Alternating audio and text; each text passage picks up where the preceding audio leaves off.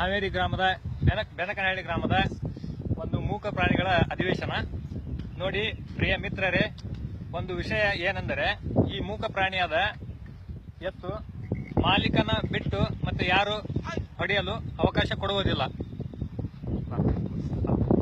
ಅಂದ್ರೆ ಮೂಕ ಪ್ರಾಣಿಗಳ ಒಂದು ಮುಗ್ಧತೆ ಮತ್ತು ಅವುಗಳ ಬುದ್ಧಿ ಚಾಣಾಕ್ಷತೆ ಹೇಗಿರುತ್ತೆ ಅಂದ್ರೆ, ಮಾಲೀಕ ಎತ್ತನ್ನ ಹೊಡಿತಾ ಇದ್ರೆ ಅದು ಹೋಗುತ್ತೆ.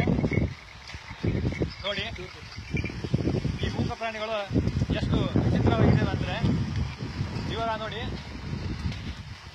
ನಮ್ಮ ಎತ್ತಿನ ಮಾಲಕ ಎತ್ತನ್ನ ಹೊಡಿತಾ ಇದ್ದಾನೆ. ಇವಾಗ ನೋಡಿ ನಮ್ಮ ದೋಸ್ತಾದ ಮತ್ತೊಬ್ಬ ಬರ್ತಾನೆ ಇವಾಗ ಎತ್ತಿನ ಹೊಡಕ್ಕೆ.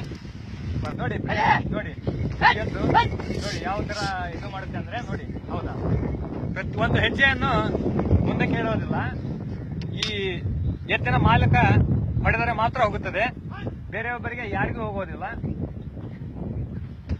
ಎತ್ತಿನ ಮಾಲಕ ಇವಾಗ ನೋಡಿ ಎಷ್ಟು ಸೂಕ್ಷ್ಮ ಇದೆ ಅಂದ್ರೆ, ಇದು ತನ್ನಿಂದ ತಾನೇ ಬಳಗ ಸುತ್ತುತ್ತೆ.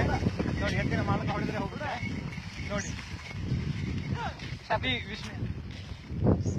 ಎತ್ತಿನ ಮಾಲಕನಾದ ಕಾಂತೇಶ್ ಅವರು ಇವಾಗ ಎತ್ತನ್ನ ಓಡಿಸ್ತಾ ಇದ್ದಾರೆ.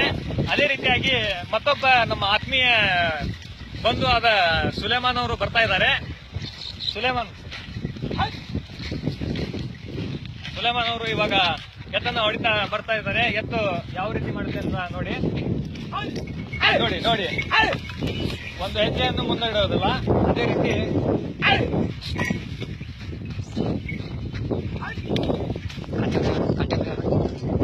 ಇವಾಗ ಎತ್ತಿನ ಮಾಲಕನಾದ ಕಾಂತೇಶ್ ಅವರು ಯಾವ ರೀತಿ ಎತ್ತನ್ನ ಬಳಗಾತಿದ್ರು ನೋಡಿ, ಸ್ವಇಚ್ಛೆಯಿಂದ ಬಳಗಾತಿರುತ್ತೆ. ನೋಡಿ ಬೆನಕನಹಳ್ಳಿ ಗ್ರಾಮದಲ್ಲಿ